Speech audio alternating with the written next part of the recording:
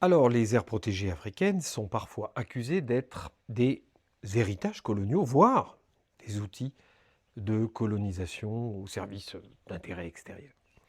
Cette critique mérite d'être prise au sérieux, mais elle ne correspond pas à la réalité actuelle dans son ensemble. Historiquement, certains parcs ont en effet été créés en excluant les populations locales, avec des déplacements forcés et des droits bafoués, c'est évident.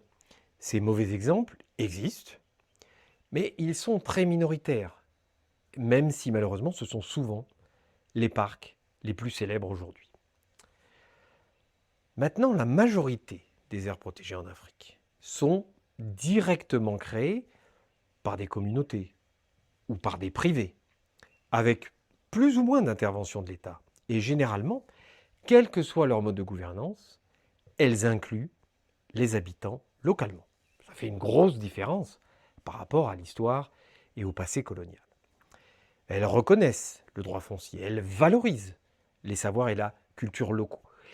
Et elles tentent d'assurer un partage des bénéfices de la conservation.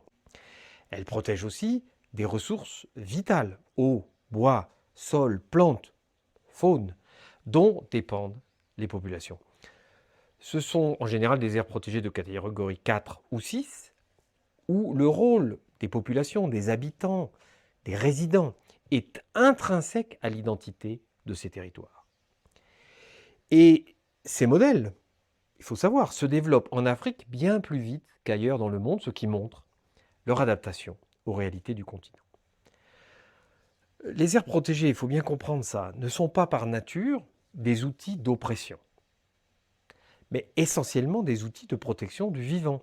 Et elles sont justes et légitimes si elles incluent et respectent la volonté des peuples qui les côtoient.